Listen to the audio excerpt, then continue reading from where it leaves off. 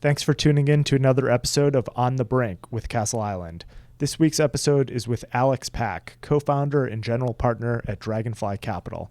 A lot of you will know Alex. He's a prominent investor in the crypto circles, and he's held a number of roles over the years investing in the space at Arbor Ventures, at AngelList, and at Bain Capital Ventures. So we wanted to have Alex on the show today because we haven't talked much about the crypto markets in Asia, and this is certainly a growing and very vibrant ecosystem. So we spent a lot of time today talking with Alex about that. We also discussed Dragonfly's investment strategy, which involves investing in companies, investing in tokens, as well as investing in funds.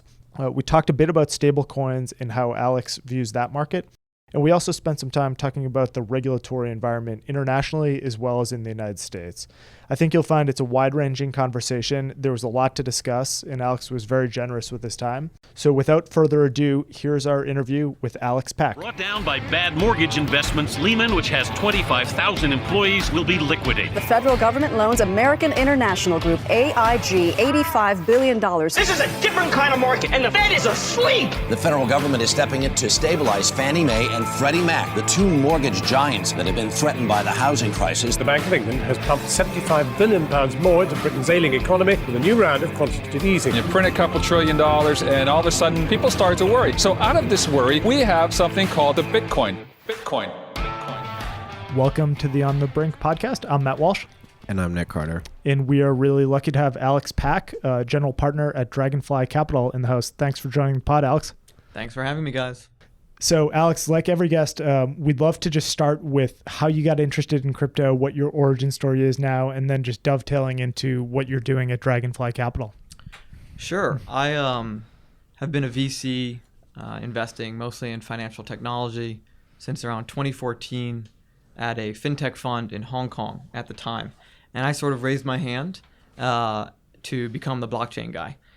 So I've been doing crypto investing for about 5 years at this point across the US and Asia. I left that fund and worked in the US for the last few years. I was a partner at AngelList, the crowdfunding platform for startups, and I led a lot of crypto activity at Bain Capital Ventures after that. At the time, we were one of the most prolific investors, institutional investors in crypto, actually. And then about 2 years ago, I left to start my firm, Dragonfly Capital. We are a global crypto firm with offices in Beijing and San Francisco. I'm the guy heading up the San Francisco part. And our goal is really we bridge the two worlds in crypto, the sort of activity that's going on out here in the West and a lot of the adoption and frenzy happening in Asia. And that's awesome. We definitely want to get into a lot of detail on what's happening in Asia. But one of the things that you said really kind of jogged my memory, and you're talking about investing in this category in 2014. And that's probably not something that a lot of people can say, that they were making crypto investments in 2014, particularly from a fund, a venture fund. So what was it that first got you excited about the space? And maybe talk a little bit about what your worldview was on the crypto markets back then and how that's changed over the years. Yeah, for me, crypto is really about disrupting industries that haven't been changed in usually about 50 to 100 years. Things like money, central banking, governance, really the core building blocks of the financial system that we all take for granted today. I love that because before I was in crypto, I was always quite interested in politics growing up. And now crypto is almost like the introduction of politics and governance to technology. It's one of the only sectors of technology disruption you can invest in that really changes the world on a civilizational level. And in particular, I got interested in it while I was in Asia because and there's a lot to talk about here, but the big thing about crypto is that while a lot of the people talking about it and while a lot of the core technologies are out here in the West, actually by far the most adoption is in Asia. And most of the users of crypto today, most of the mining, most of the trading volume is happening out in Asia. And when you see these users firsthand, people who have access to the internet and are in the in a global middle class and are on Twitter and so forth, but are very underserved financially, you understand sort of how impactful crypto could be on a global scale. So this is fascinating because I think you have a very unique position, obviously straddling, the U.S. and Asia. Something I find fascinating about Bitcoin is that it's almost like an export. In that, like, most of the commits on core mostly come from U.S. entities, MIT DCI, Blockstream, Chain Code, Square Crypto. Most of the core developers are European or American, and yet, as you say, a significant fraction of the users and the miners are in Asia. So what do you make of this? Is there a feeling that it's like an Anglo-Western dominated software, or does that not really matter?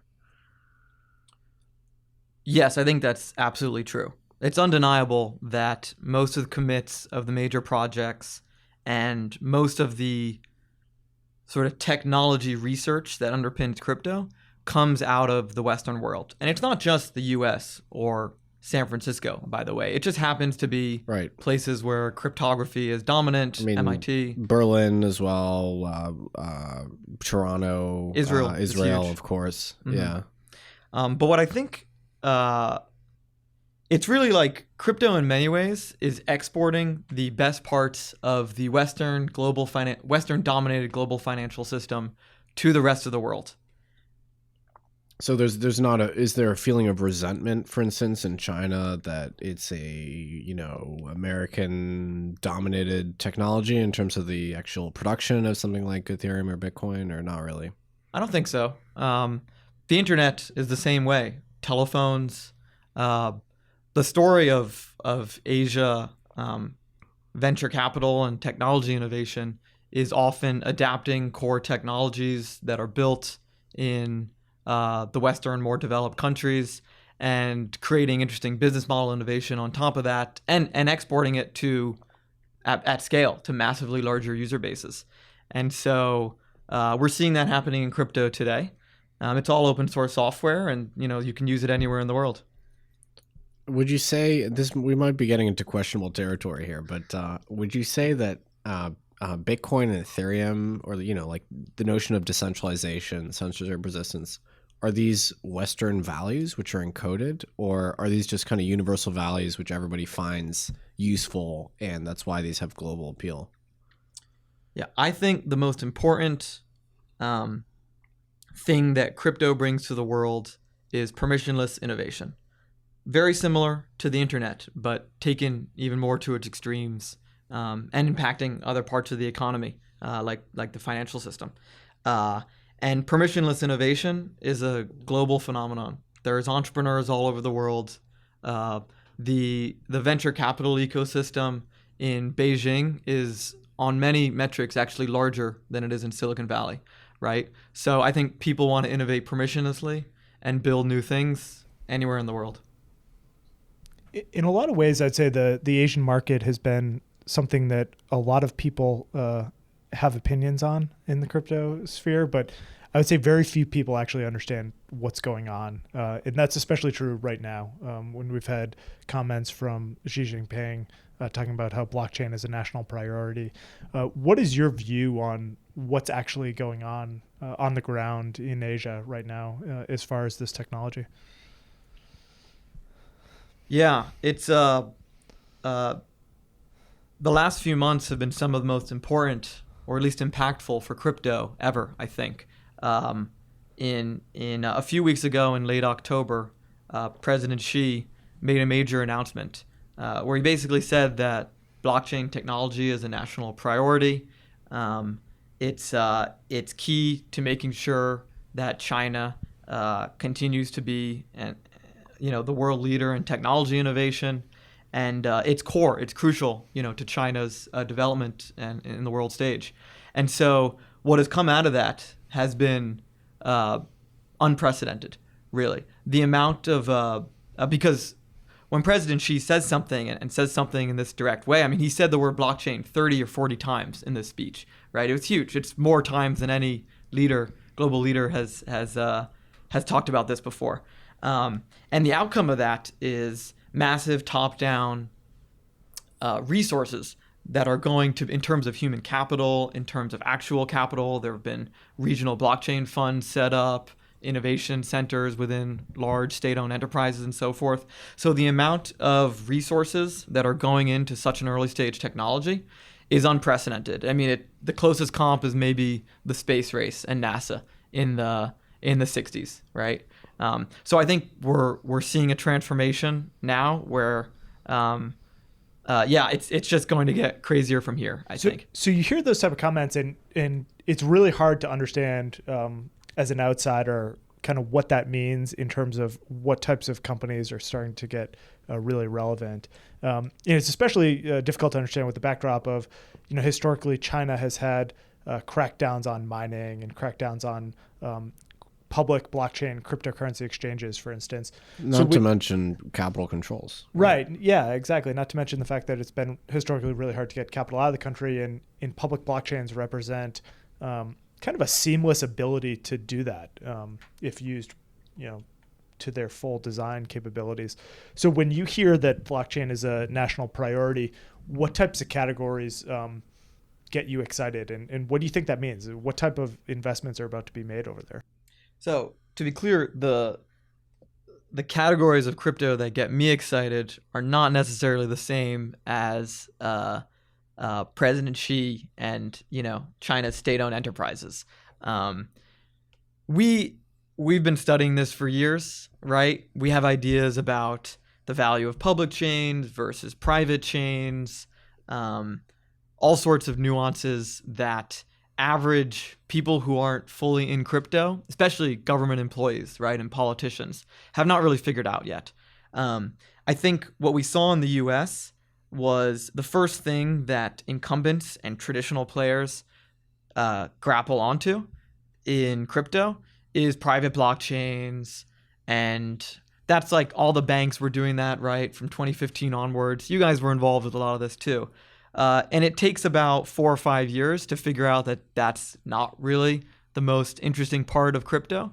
I think that's probably going to happen in China too. Actually, it'll probably mirror what happened in the US too, but on a much larger scale. Yeah, I was about to go down that path, because if you think about large financial services firms a few years ago, there was just a lot of experimentation around private blockchains. Some of that manifested itself with R3 and Digital Asset Holdings and Chain and a number of companies that were proposing consortiums.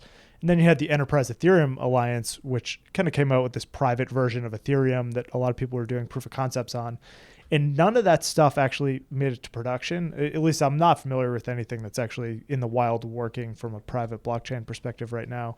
But the net effect was that a lot of people started to learn how to use these things, and a lot of talent started to migrate into the industry. And now you have people that are working on public blockchain infrastructure projects.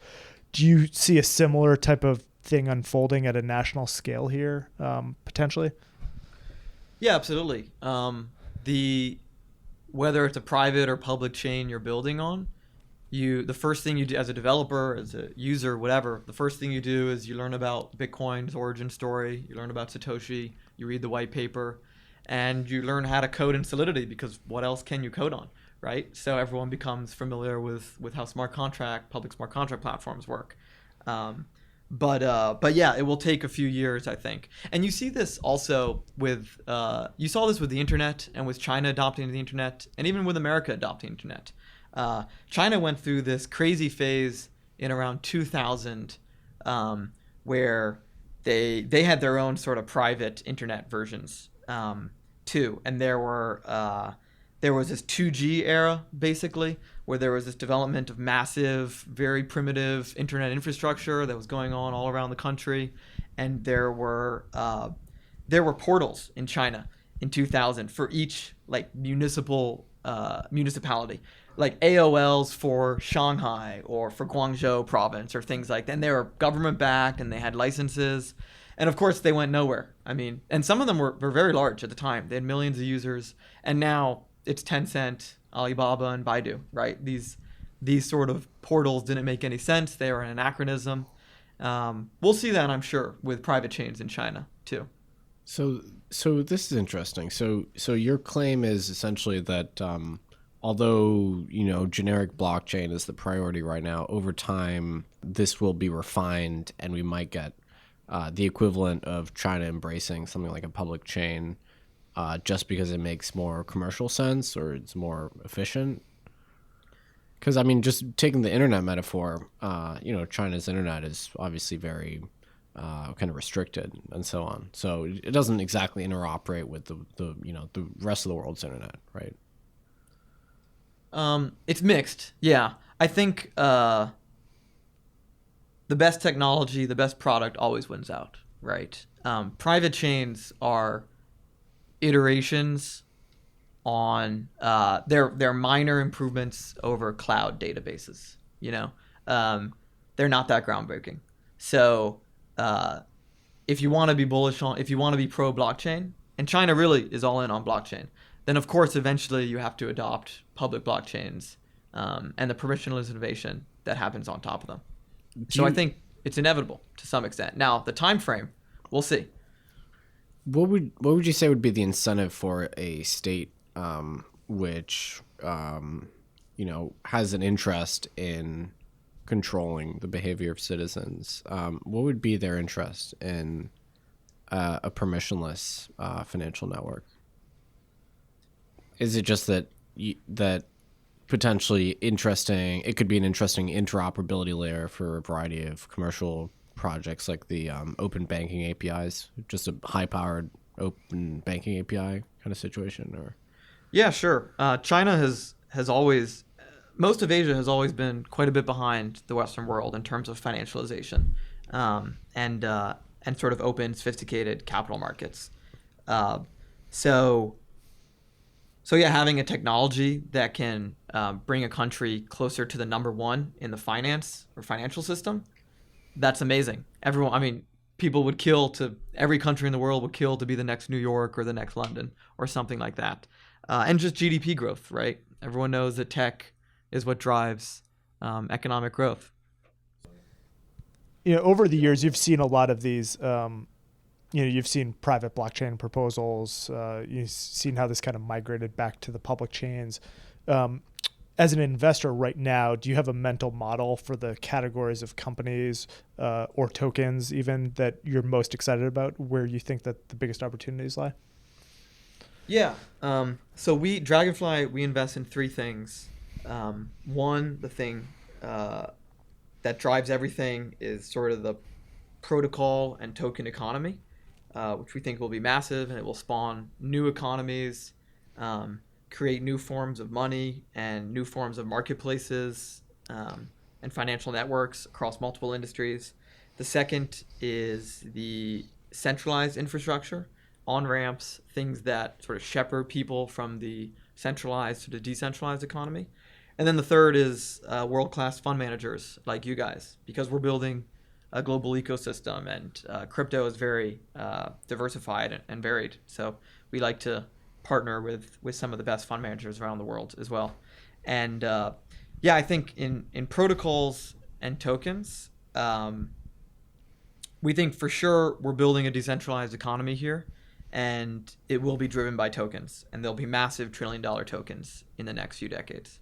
And this is an area I'd love to dig in on. And I'd say Nick and I are, in a camp that might not be the most popular camp within the crypto, quote unquote, fund managers, in the sense that, our view is that value accrual at the protocol layer will really go towards the assets that have the potential to be non-sovereign stores of value. And we're pretty skeptical on tokens that are not treated as money. Like, for instance, like a file storage network, we would be skeptical that the token on such a network would accrue meaningful value unless it's hoarded and treated like a wealth store.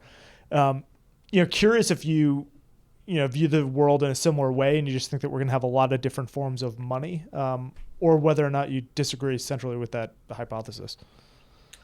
I agree largely. I think most tokens today, with the exception of sort of more cash flowing tokens that look like innovations on equity, but most of the big tokens, smart contract platforms, Bitcoin, other forms of private money and so forth, or privacy currencies, they're all competing to be money. I just think that money is actually a lot of assets today have money-like properties and have store value properties. Beyond actual currencies, art, real estate, stocks, oil, various commodities, they all have massive store value properties. There was this great analysis that Nick Szabo did literally like 10 or 15 years ago before Bitcoin was invented, where he tracked how during oil crises, basically barrel oil has money-like property and becomes a massive store of value as a hedge against inflation, and because it's really easy to custody them, you store oil in the ground. What could be a better way to custody it if you're a nation state or something that owns this oil? And so I think it's totally plausible that assets that will be globally used massively, will power all sorts of applications on top of it, will have money-like properties today. And the market for a non-sovereign store of value, which is today mostly taken by gold, it will grow to eat a lot of sort of the moneyness of oil. It will grow to eat the money value of stocks or SaaS companies right now, or things like that. Yeah.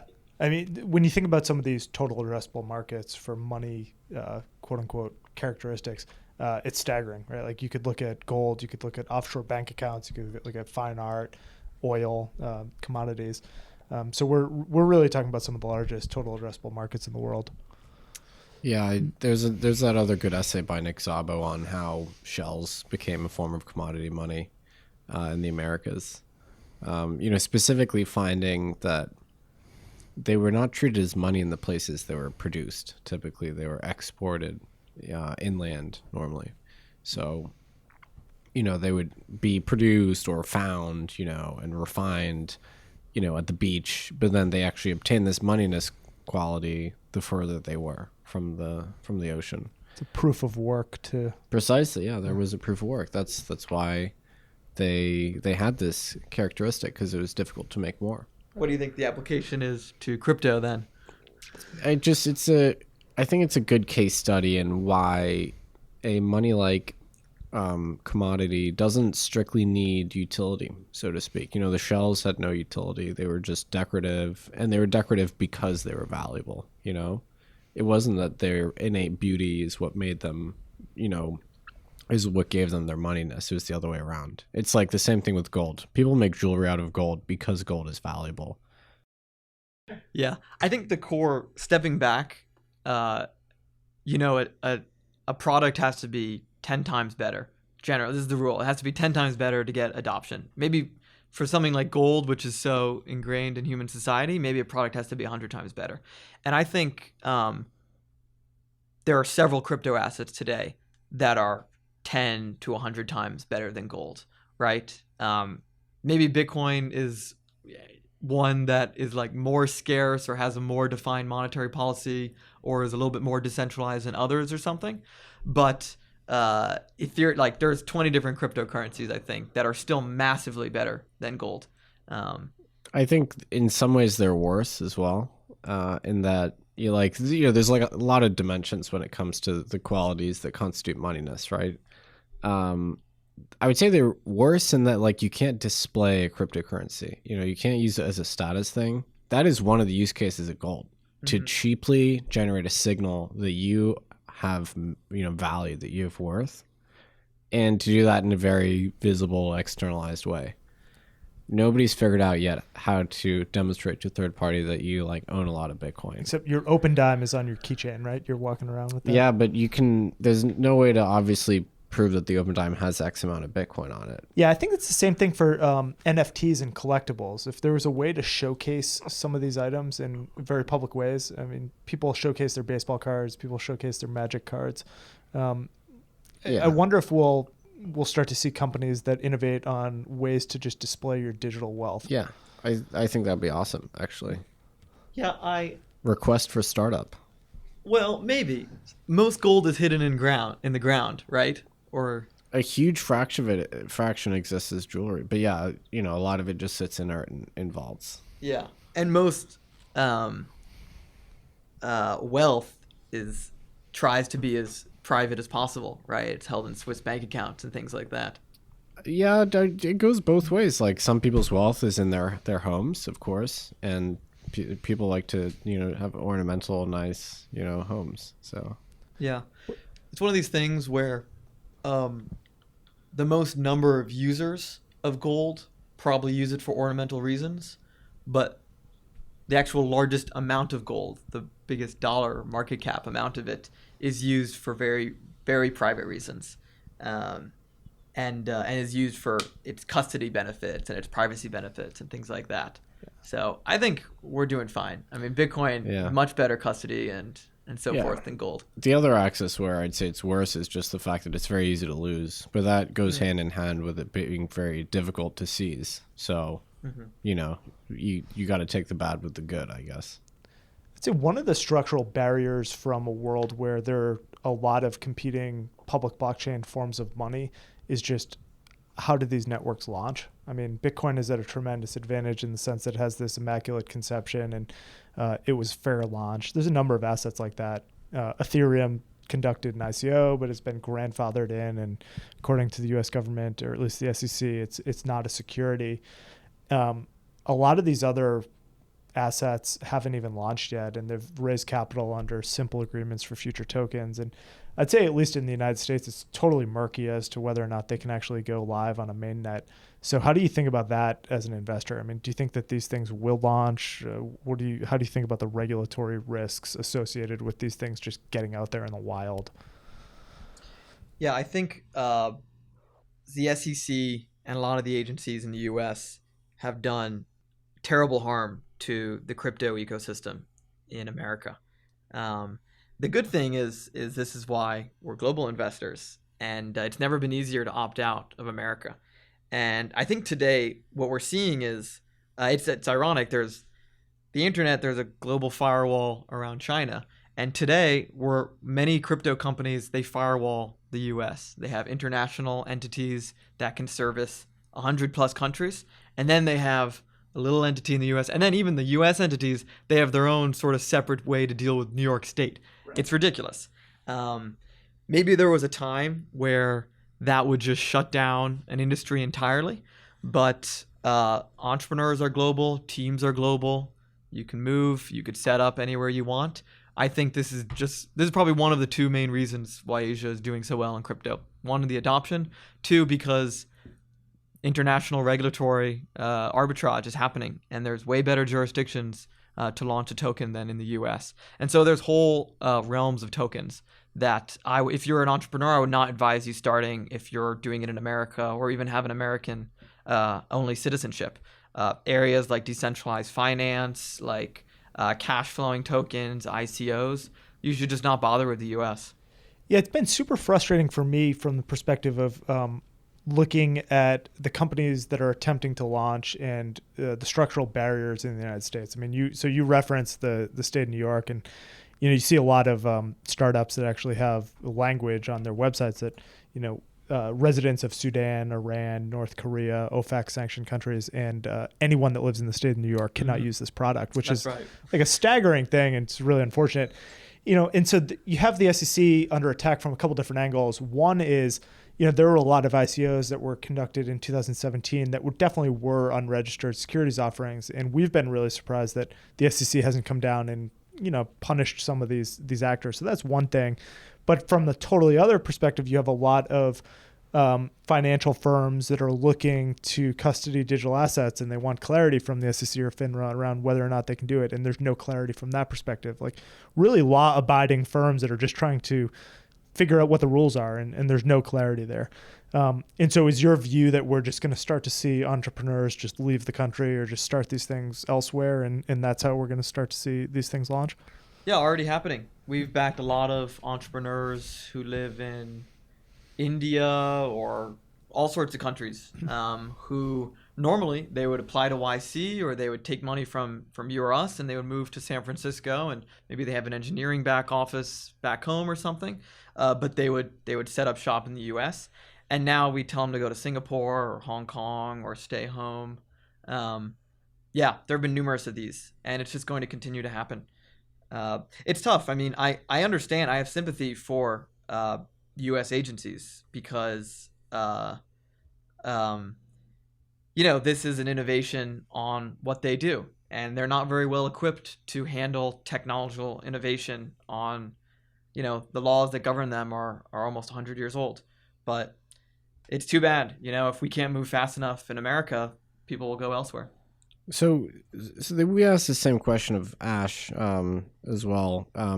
So like if you look at like the spirit of securities laws instead of the letter, ultimately they come down to like if you want to sell something which resembles an investment contract to the general public, like you have to figure out how to give them the material information they need to evaluate the investment.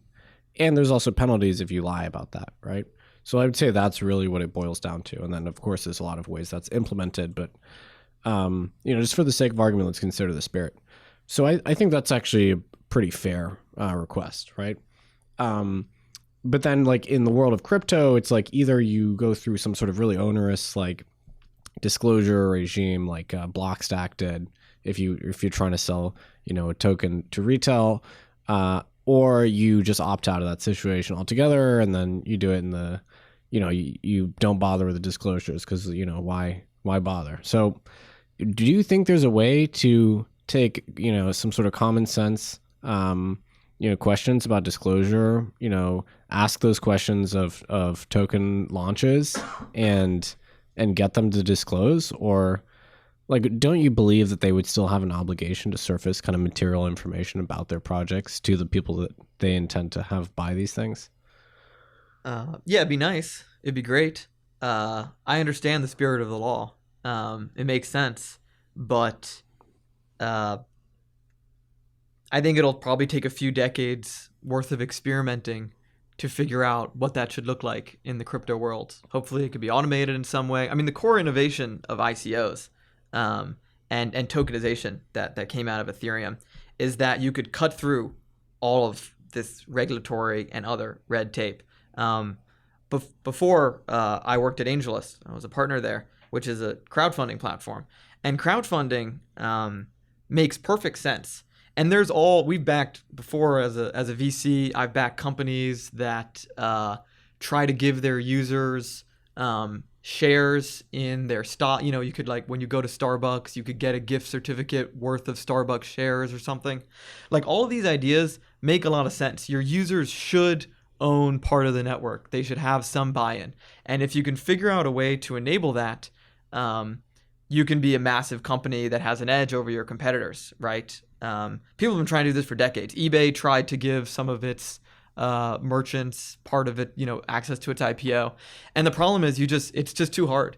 eBay couldn't do it. Uber tried to do it. They couldn't do it. The regulations we were dealing with at AngelList and other crowdfunding platforms made it very, our market size, the market size for what we were doing would have been 100,000 times bigger if we didn't have a lot of these barriers. And crypto cuts through all that. I think that's great. I think that's a tremendous innovation, and it will change the way businesses run. But certainly will have its dark sides, no doubt. Do you feel that large issuers have an obligation to service, material information on the nature of the investment, even if they would like to believe or imagine that it's not an investment contract per se, like a Telegram, for instance? Well, yes, certainly, but crypto sort of changes what it means to be an investor, right? Anyone is an investor now. Like, people around the world, in Iran even, or Iraq, are buying the same assets that you might be buying in your fund. Not exactly the same, right? Or the same assets that we own in our fund. So the world is now, we now live in a world where it's not just people who are accredited who can be investors. Everyone can be with technology. And so I think we have to learn how to do regulation and do disclosures in a way that takes the world as it is, right? Otherwise, we're just philosophizing. Do you, like, with the internet, really a watershed regulatory moment was the Telecom Act of 1996, and that really unleashed the commercial internet as we know it. What would it take for the United States to actually be at the forefront of this technology? Are we talking about a rewriting of the Howey test? What's the wish list? I'm not sure. I don't really have a wish list. It would be a lot. It would probably end up being a sandbox, the way we kind of see it happening in Singapore and Hong Kong right now, where you let a lot of things happen and you take notes along the way and you try to figure things out a few years from now.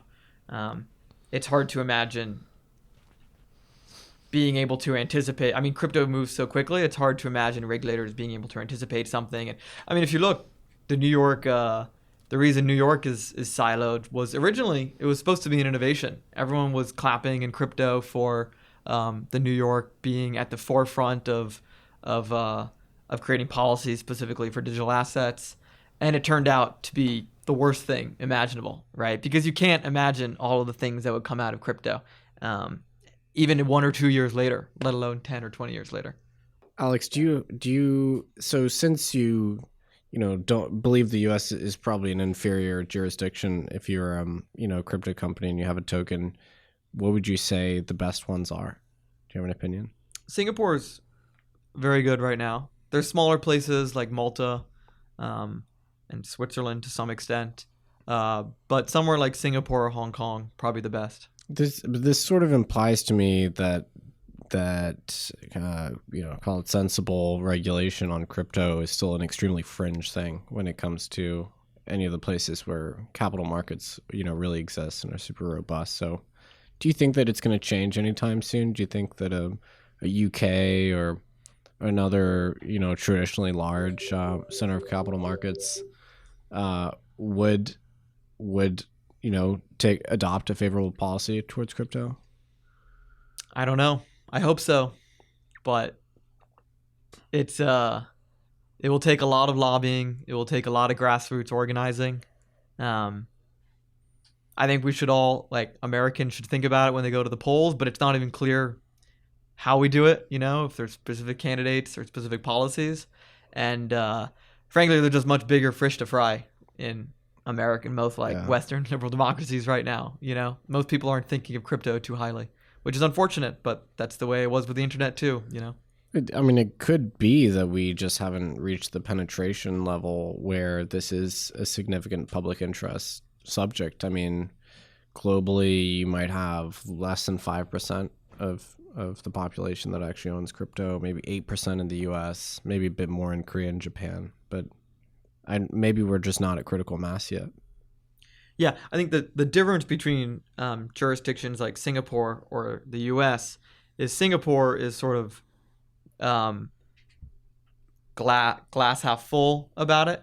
It's a small thing. Let's see where it goes. Let's not try to stifle the innovation. And when it gets to massive scale, we'll figure it out then. And hopefully, we'll have learned along the way, and it'll be in our jurisdiction. So our jurisdiction will benefit. Our regulators will be very knowledgeable about it.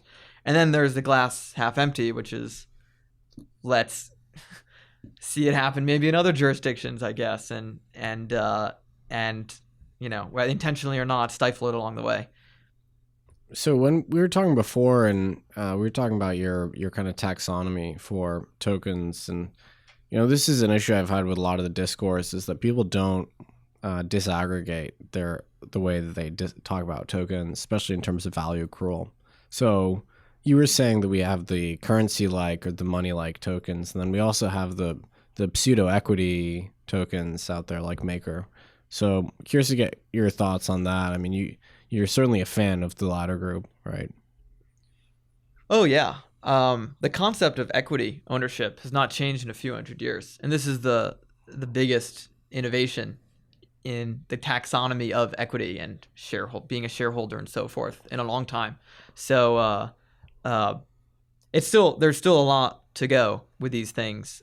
Most of the equity-like tokens in crypto are very early stage, very young. They don't have all the components that you would expect in equity in terms of governance and an automated way to distribute cash flows in quotation marks. Mm-hmm. But it's very exciting, I think, because you have to follow it and see when it eventually will become massive. But it's one of the most interesting things in crypto. Yeah, I certainly find it to be one of the most compelling parts of this industry. And also if you think about equity, it's like a bundled thing.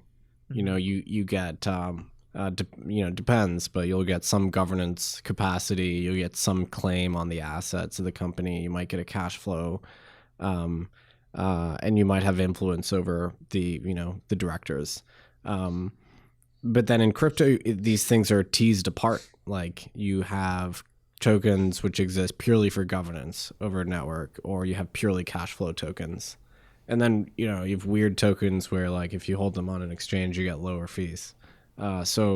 We have this like mix and match situation, which is pretty interesting. Do you think about it as securitization at a micro level, like at a company level, where you could securitize the cash flows of a specific product? Might be a way to think about it. Going forward. I mean, I think that's what we've seen with some of these proposals already. I think they're inferior still because the claims you're getting are sort of very loose, kind of vague. In some cases, the actual obligation that the company or the entity has to the token holders changes. I think Binance actually changed the passage in their white paper discussing what rights BNB holders had. So there's this kind of like unilateral nature of the agreement where the token holders are very much disempowered. So I would say the issuers of these tokens have disproportionate power relative to token holders. I would like to see that change probably. Yeah, claims and governance are inextricably linked, right? Because if you have claims without governance, you're just dealing with a little kingdom or something, and a king who has complete control over what they want to do with you. So you can't unbundle them too much, but certainly, yeah, the way equity works today is just the most massive bundling. I mean, everything gets thrown in, and there's too many disclosures, regulation after regulation. And so it's quite interesting to see how far you can unbundle one thing and so forth.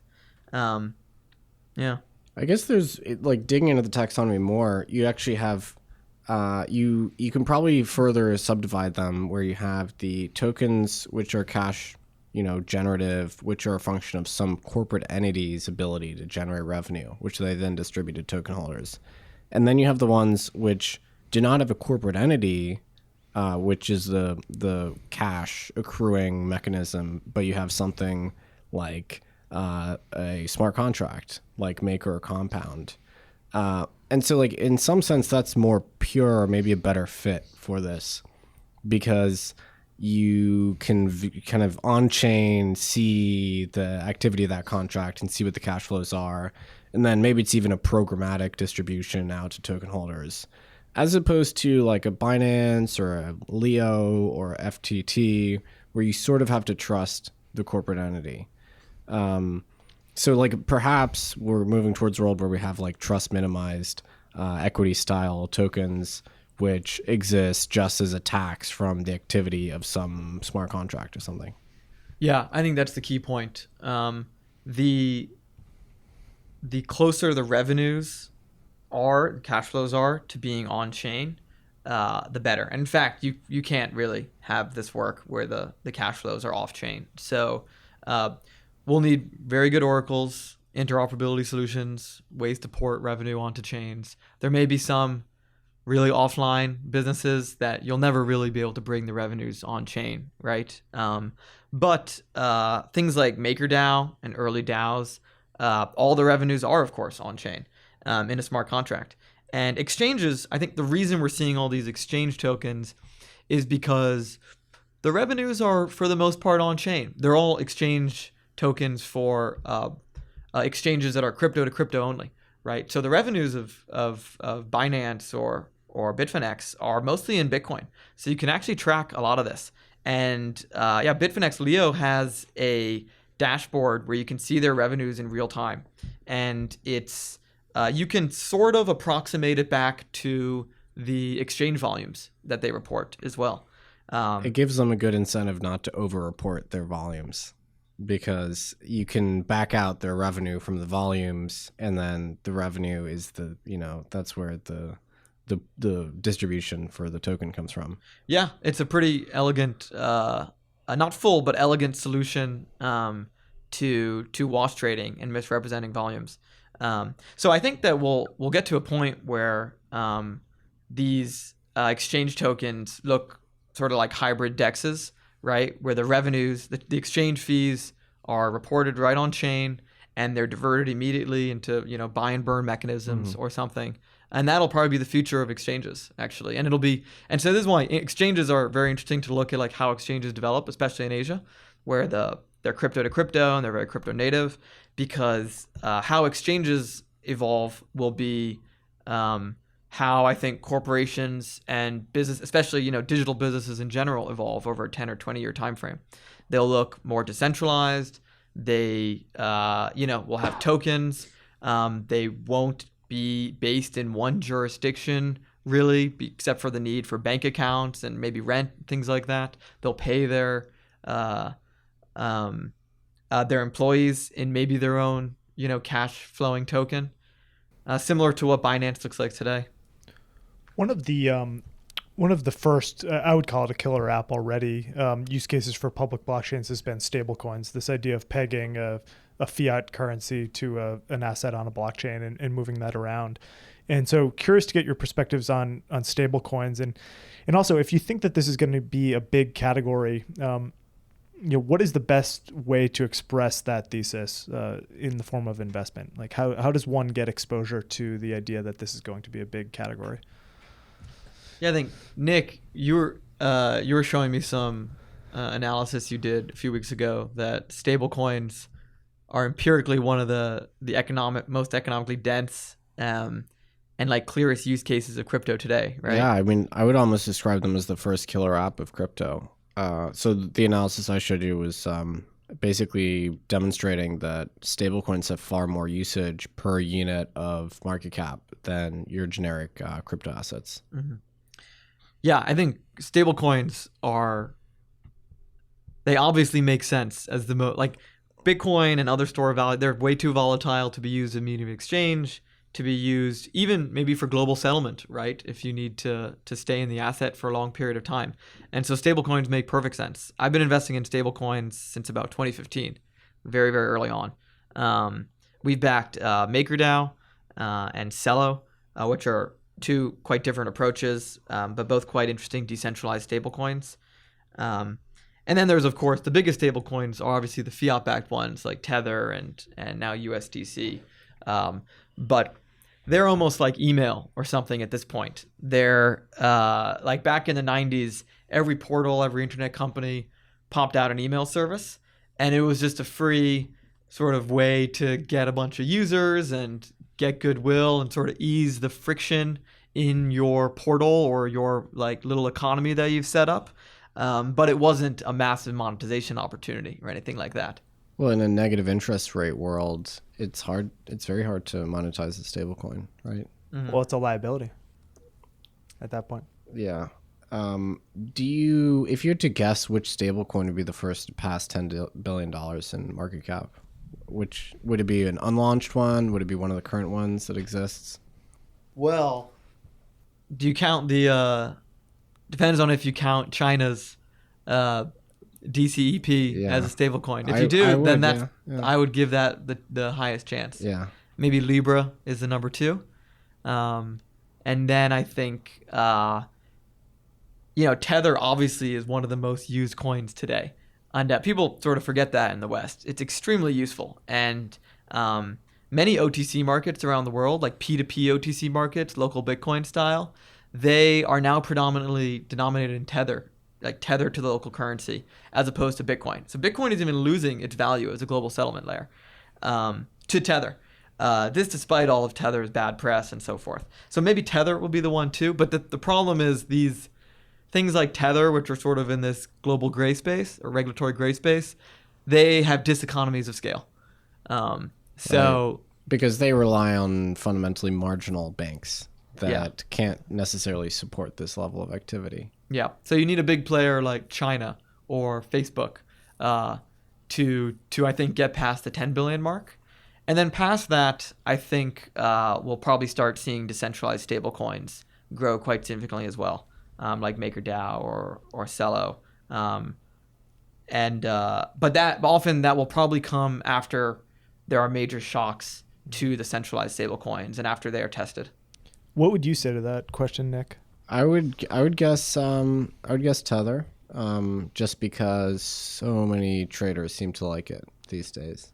So the interesting thing about your framing on 10 billion is 10 billion is not a lot. I mean, 10 billion, you could have a marginal credit union in the United States launch a stablecoin. It could probably be close to $10 billion. Like, we're not talking about these markets right now are quite small. Yeah, and there's trillions of dollars in euro dollars, which would be my nearest comparison to what the stablecoin market is like. Yeah. Something I thought to myself the other day was if we count stablecoins in the like index, so to speak, then Bitcoin dominance is going to shrink massively over the next decade, just because more fiat is just going to get captured into the crypto system. We might have to devise a new taxonomy at that point, or say, well, look, we're not going to count stablecoins or something. Yeah, it's interesting. I think we all rag on security tokens. It's like a great idea for a second, and then it becomes a terrible idea. But actually, stablecoins they may be massively larger than Bitcoin. There are probably some ways to monetize. I think MakerDAO has a really clever solution. There always needs to be collateral that backs a stablecoin, and that collateral grows in value. And there's insurance premium. There's all sorts of mechanisms that make perfect sense for why MakerDAO or Celo will accrue value. I agree. I think in the next couple of years, stablecoins will be multiple of the overall, of everything behind them. I think one of the interesting second order effects of this proliferation of stablecoins will be what are the businesses that need to be around in order to service them. So first of all, what infrastructure are these stablecoins going to be built on? Is it going to be Ethereum? Is it going to be some proprietary blockchain? Will it be some yet to be launched public chain maybe? If you think about the distribution advantages that will come maybe to other public blockchains as a result of the fact that if you want to custody a stablecoin, you're going to need to build wallet infrastructure. You're going to need to figure out how to get pricing data off of a blockchain. You're going to have to figure out how to exchange these assets. In some ways, this could be the best thing that ever happened to public blockchains, even though they're not necessarily public blockchain use cases like security tokens and stablecoins. Just we're going to build a lot of infrastructure that will be extensible to a number of crypto assets. Yeah, it depends how interoperable the issuers want them to be. The question of whether Libra or the DCP, the Chinese stablecoin, in their wallet, they'll build a wallet with it. The question of whether they will accept Bitcoin or ETH is an important one for the crypto ecosystem. If it does, then you have billions of more crypto users around the world. And if it doesn't, then it stalls things for a few more years. But the benefit of these things ultimately is interoperability around the world. And whether they would let developers build third-party wallets, right? Mm-hmm. I think that was a big question around Libra, whether Calibra would be the only means of using it, or it would interoperate seamlessly with just wallets that anyone would build. Mm-hmm. Yeah. But that takes it outside of the more surveilled kind of walled garden. Mm-hmm. Yeah, and I think the DApp ecosystems that develop around stablecoins, like both on-chain and off-chain, will be quite interesting. But it is interesting. DAI is still the largest stablecoin for decentralized finance on Ethereum. Even though, now we'll see. I mean, Tether joined Ethereum, a month ago at this point? And I think Compound is just getting around to listing Tether in the next few weeks. But many of the early or the biggest DeFi projects haven't really supported Tether. And we'll see. That'll be very interesting to see if Tether replaces DAI in the area of DeFi. So far, USDC is losing quite a bit. You see usage of DAI to USDC is like 80-20 right now. The interesting thing is that just Tether volume on Ethereum, ever since it really made the switch to the Ethereum version of Tether as opposed to Bitcoin, it has actually eclipsed Ether transaction volume in dollar terms. Mm-hmm. So there's more transactional value on Tether on Ethereum than there is the native unit. So do you think that this is like potentially risk actually in terms of the value accrual for Ether, in that, to use the chain, you might prefer to use a stable value token as opposed to like Ether itself. So you might have less incentive to actually acquire Ether in the first place. Yeah, certainly. The idea that any of these volatile assets would be used as a means of exchange I think has always been crazy. And now with stablecoins all over the place, it's become very obvious that's the case. So I think they all have to become stores of value, and they have to become collateral that, in a way, they're all like ETH is sort of a collateral from a security perspective that supports Tether, right? That's what a ERC-20 Tether means. It's the link is tenuous, right? It's not collateral in the way that ETH is collateral for MakerDAO in an actual financial way. Right. So I think we just have to get to a point where we realize that the underlying layer 1 asset just has to be collateral, right? Or collateral or store value. That's its sort of way to accrues value. But I mean, I would say it's almost parasitic in that Tether benefits from the security that Ethereum provides to the tokens while providing relatively little in return. Although what it does provide in return is like you have to use ETH to pay fees to move Tether.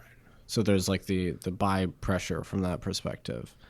But it's competition for block space, right? So the fees would be the argument. I think you hit that right nail on the head. It's a competition for block space, and like if you are denominating a contract on Ethereum, you might prefer to use USDC or Tether as opposed to ETH, right? Mm-hmm. So if it were DAI, which was the most dominant stablecoin, then the loop is nonetheless closed because what backs DAI is ultimately ETH at the bottom. But that's not strictly the case for your fiat backed stablecoins. Yeah, this is a bit of a tragedy of the commons situation that could be brewing. I think, and like what I think will happen actually would be we would have fee abstraction too. So I think some smart developer is going to figure out how to use an ERC-20 token to pay for fees as opposed to the native unit. But the developers could always like discourage that basically.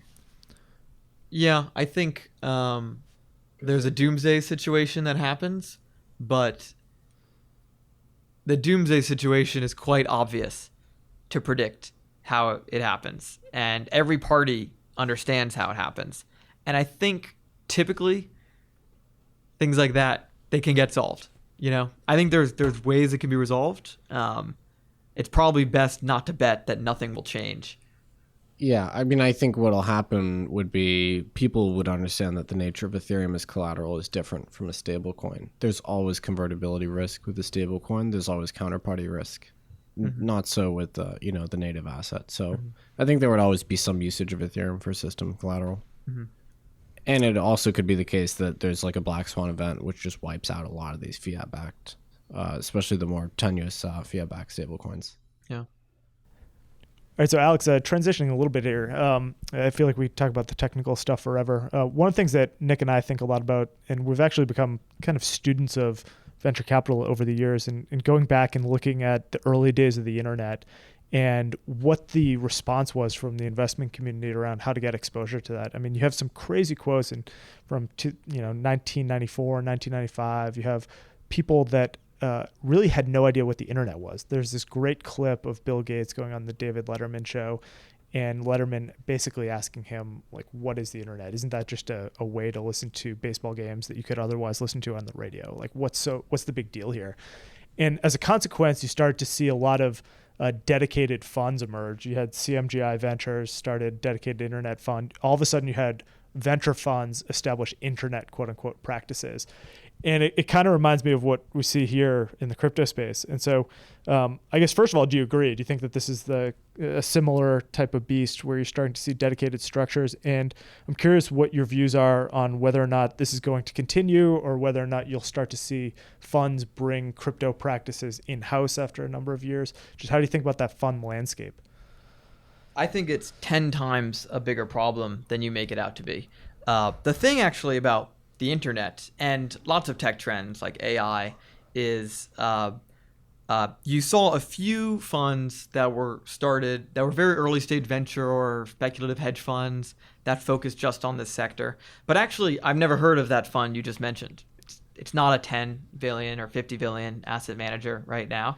The biggest investors in the internet today are, Sequoia and Benchmark and SoftBank and Fidelity even, right? I mean, they're some of the largest investors, and Wellington and so forth. So for the most part, with the internet and AI, it's the incumbents, they just create an AI team or an AI partner and they invest. And I think the reason that's not happening in crypto, and empirically it's definitely not happening in crypto.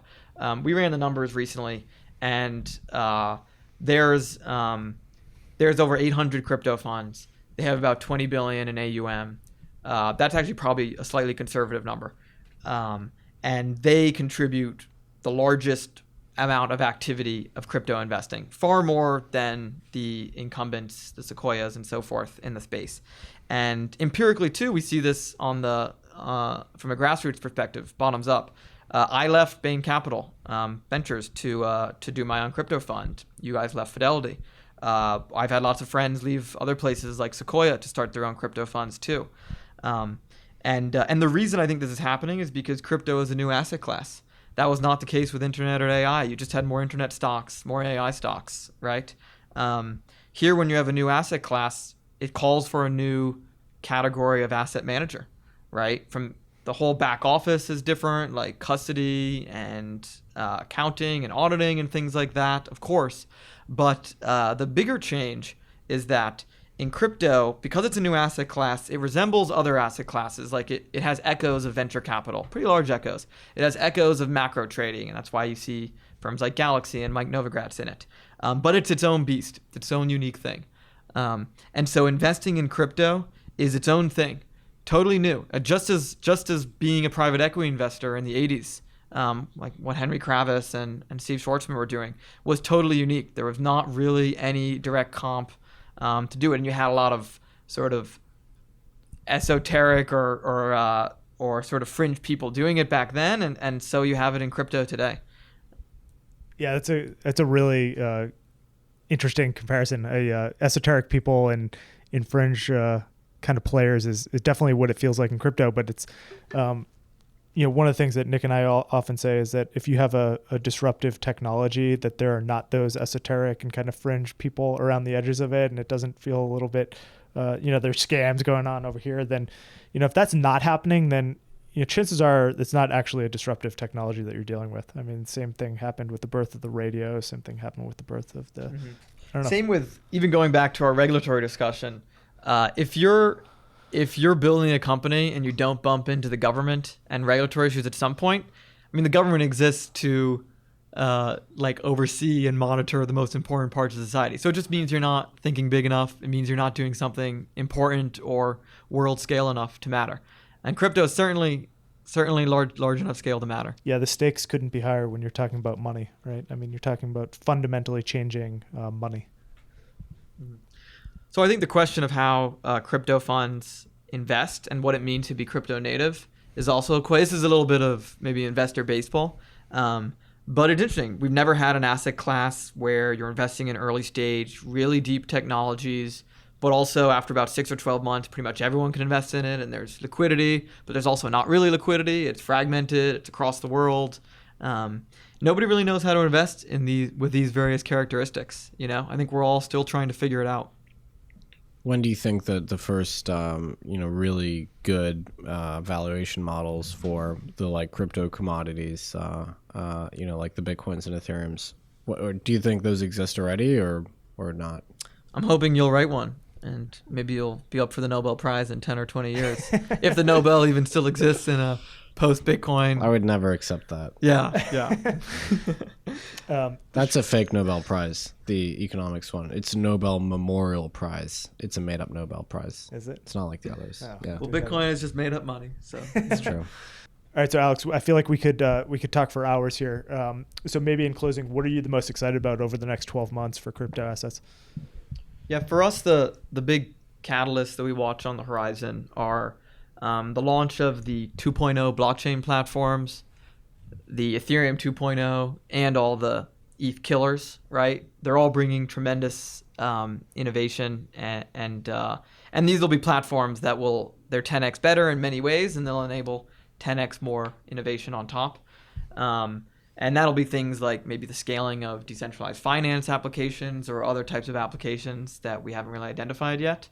And then just the next billion crypto wallets happening in the next really few months even, with the China rush happening, with the Libra, with Messenger tokens coming from Telegram and Line and Kakao and things like that.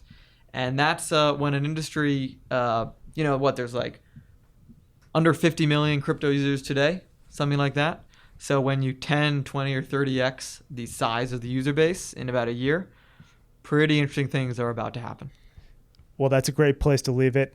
Certainly a bullish place to leave it. And thanks so much for joining us today. Yeah, thanks, guys.